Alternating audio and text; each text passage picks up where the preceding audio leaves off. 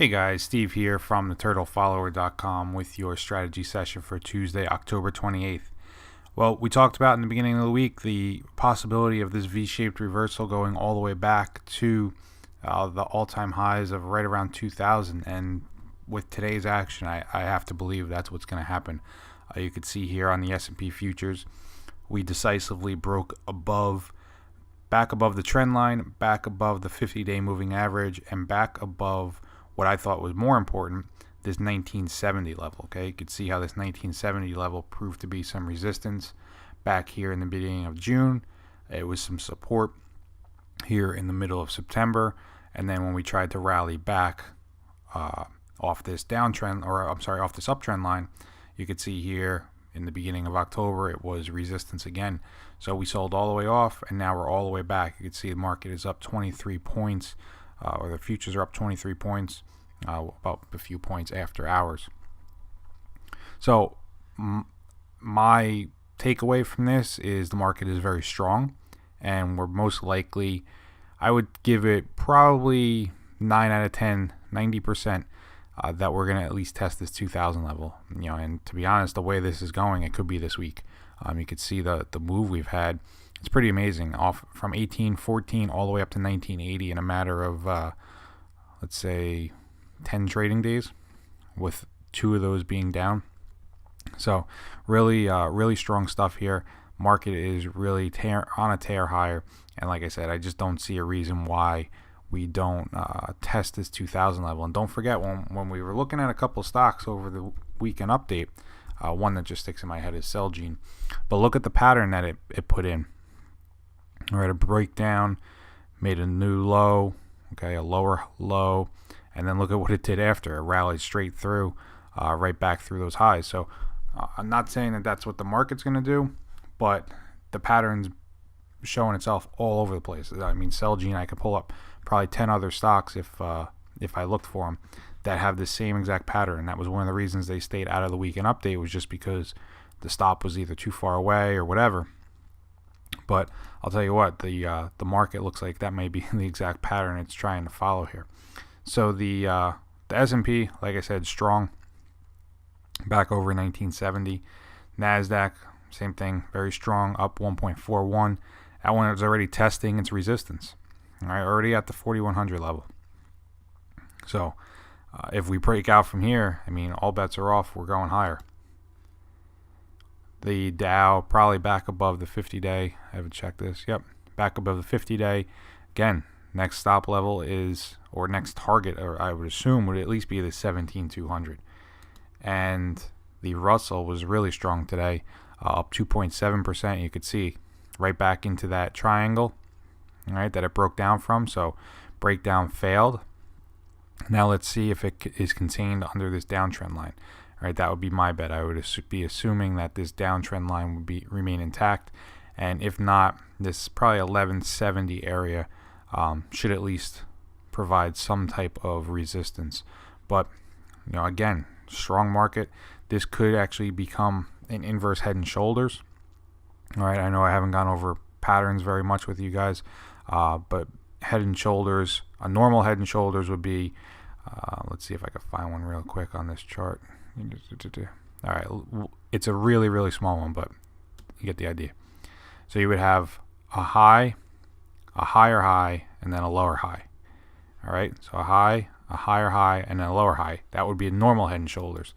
An inverse head and shoulders would be a low, a lower low, and then a higher low. All right, and that's usually a reversal symbol, so, or a reversal sign. So if the the Russell, if the Russell were to come up, test this downtrend line, then say maybe pull back to 1100, and then put in a low here, and then bounce higher, inverse head and shoulders, and you would be waiting for a break of this downtrend line. But that would be a good reversal signal. Like I said, I mean, the markets are really strong. I don't know how volume looked today, but based on the price action, pretty big bars, I would say that we were probably towards the higher end of volume. So we did enter to this morning. What did we enter? Nike. Entered Nike. We've had a lot of entries the last couple days, so So we entered Nike at the open. Again, we're using 83.75 as our stop. You could see it had some nice continuation higher today. So a good start to that position. The other one we entered was ACE. Similar situation.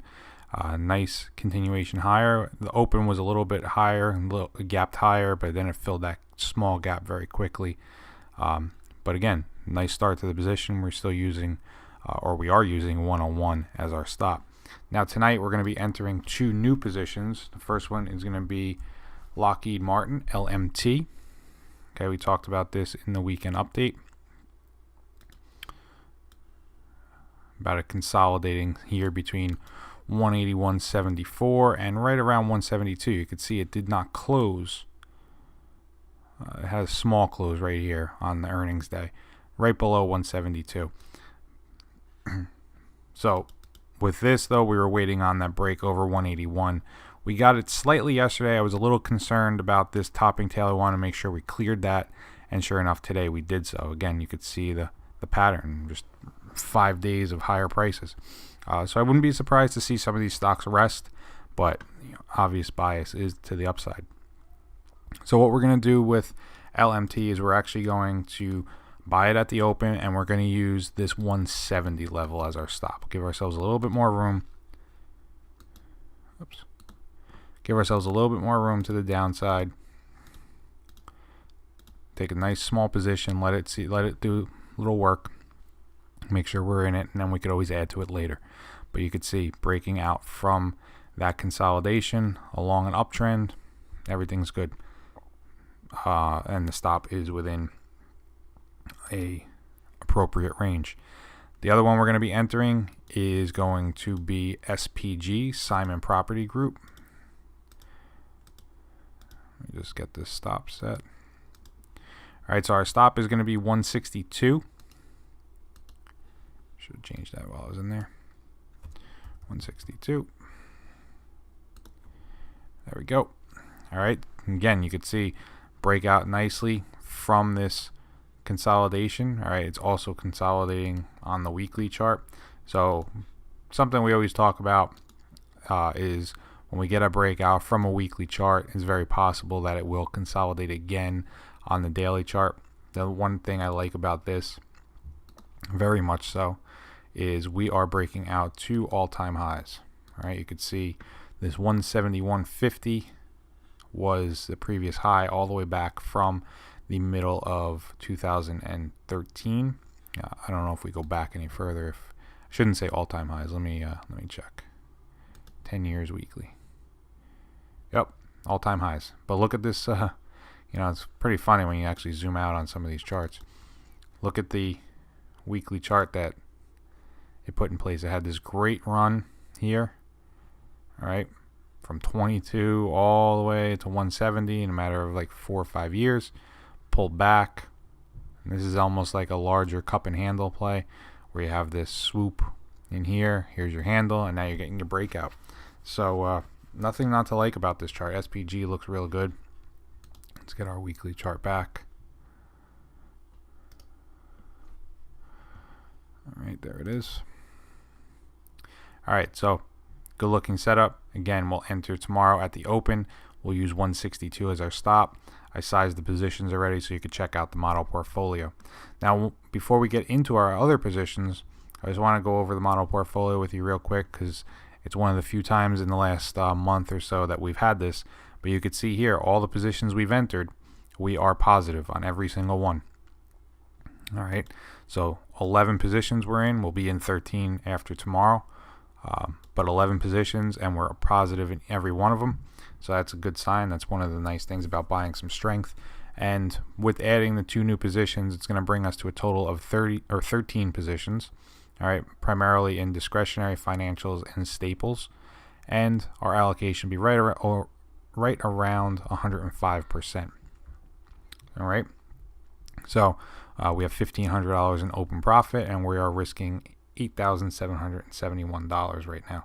But you could see positions are sized 31 and 32 shares respectively, and we'll be putting on about 6% allocation in each. So by reducing to that 0.5%, it gives us an opportunity to put on a few more positions. There's only a few up here before we change to that 0.5%. Costco, Home Depot, and Kroger, they're sized a little bit larger. But since then, it looks like since the 13th, we've gone down to that 0.5% allocation. I have to say I do like it. It gives us a little bit more flexibility, and it doesn't really allow too much fluctuation in the portfolio. So let's go over those positions real quick. All right, so the first one is Apple. All right, Apple, you can see up 106.74. Got that breakout over 103. Hasn't really looked back since that earnings gap. So this one looks great. You can see here, nice strong uptrend. We're sitting right around that almost overbought conditions. So I wouldn't be surprised to see a little bit of consolidation coming in the next few weeks. But for right now, $95 is our stop. And again, like I said last night, just let these stocks work. ACE we went over. CB we entered the other day. All right, we entered that actually yesterday on the 27th on this breakout higher from Friday. And today, up 0.35%. Nothing spectacular, but some of these stocks, we just want them to grind higher, all right? We're not looking for these flashy, Facebooks and Netflix, and we're not really looking for that. We're looking for something that's going to just grind its way higher. We're going to get paid 2.04% dividend. You can see here on the side here in our positions, this yield column. So every position we are in yields some type of percentage. Looks like it probably averages to somewhere around 1.75, 2%. So, that's passive income. Great when, some of the stocks in my personal portfolio, I'm in for going on 300 days. And I've been getting paid a dividend every day, or every quarter, I should say. But that's one of the nice things about owning some stocks that are performing well, as far as outperforming based on price action, and they're also paying a nice dividend. But for CB, $90 is our stop. 90.50 I believe is our stop. Costco up a little bit, and you can see that one of the things that I'm noticing, which we've talked about in a couple of our stocks, is this small consolidation that's happening right above these breakout areas. Okay, see it has a nice move, consolidation, and as it consolidates, what happens with the 50-day moving average is it moves higher. All right, based on the average of a higher price, just continues to move higher. Eventually, it'll become some decent support, and then we'll get another breakout higher, hopefully. But right now, Costco looks good. As soon as we can get that breakout over 130.164, we're going to move to 122.05. That stop. But we're still just waiting on that break over 130.164 to new highs. Home Depot up 1.17. You can see again, came down, put in a lower a lower low, and then rallied straight back through the highs and is now at all-time highs. So again, Home Depot is a good one to own. We're using 86.50 as our stop. Kroger's another one that's kind of putting in that small little consolidation. All right, you can see it moved higher, and now it's pretty much just putting in a couple of days of sideways action. All right, so as far as that one goes, again, came back down. We're using $50 our stop. Most likely be able to push to 50.86. That'll give us a support of this consolidation. But again, either I want to see it consolidate a little bit longer and then break out, or pull back and give us another higher low. But for right now, $50. And again, I'm not being very aggressive with trailing these stops. I think the way the market's acting, we can just kind of let these work, not micromanage them, and let them just do their thing. Limited brands, again, you can see this consolidation that's happening. And again, 63.36 is our stop. We have this more aggressive trend line, longer term trend line in place. So we're using right now 63.36 is our stop. We'll probably end up trailing that higher to 65.29. Again, if we can consolidate and break out, or come back and test this 68.38 and then break out. But either way, I'm looking for a breakout over 71.24 in the next few days or even a week or so, and then we'll be able to trail that stop a little higher. Nike, we went over. That was one we entered today. Pepsi, again, small consolidation happening right at resistance. All right, so it's kind of building up some steam, trying to push through that resistance. So $90 a stop, good stop level. Really not much to say about Pepsi, just let it work. ROST, this one was actually down today for us, but again, look at where it came right to, right? Look at where it's consolidating in. Another little couple days of some sideways action, doesn't hurt anybody. The more it does that, the more longevity I think you'll see in the longer term trend. As far as, we don't want to see these stocks go from 70 to 100 in a matter of a week, because we'd love to, but we're not trading on price targets. If you were a different type of trader, you'd be looking for that. We're looking for a nice, consistent, structured move higher. So raw stores, again, consolidating, letting that 50-day moving average catch up. And the last one, Travelers. This one's been great since we entered.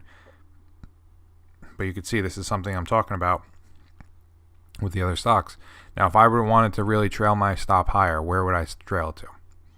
All right, there's really no place to trail it to. So what I'm waiting for is one of two things. Either a consolidation, all right, and then a breakout higher that allows this 50-day moving average to move higher.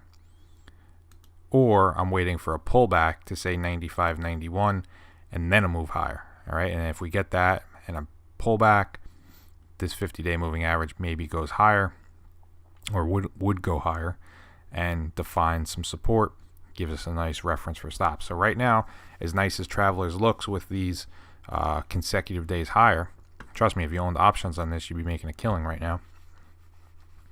Especially with this, looks like a nice breakout out of a weekly consolidation.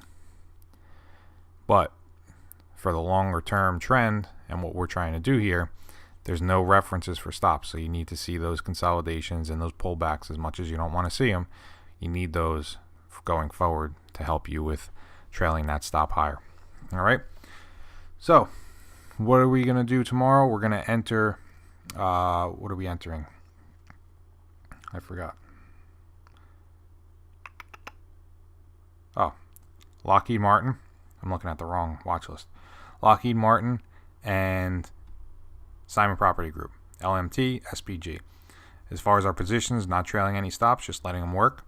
Markets look very strong. I think we at least retest highs, if not exceed to new highs, which is kind of crazy when you think about where we were not even 2 weeks ago. But I wouldn't be surprised to see some kind of resistance at these highs. Maybe a couple days of sideways action. But the way the markets have been acting, you can't stand in front of it. It's a train. And this is one of the reasons as much as it's nice to say you can go short and long, this is one of the reasons that, when we were breaking down, I want to take some short profits very quickly. I didn't want to build a short portfolio. I was still looking for long plays. So that just seems to be my bread and butter. I really like taking long trades. Obviously, it doesn't work as much when the market is not participating and going in the direction you're going in. But at the end of the day, I think it sets you up for a more consistent and more. It's a little bit easier to just be one-sided, I guess, is what I'm trying to get at. But with that said, that's it for tonight. So thanks for watching. Have a great rest of the day, and we'll see you tomorrow. Take care, guys.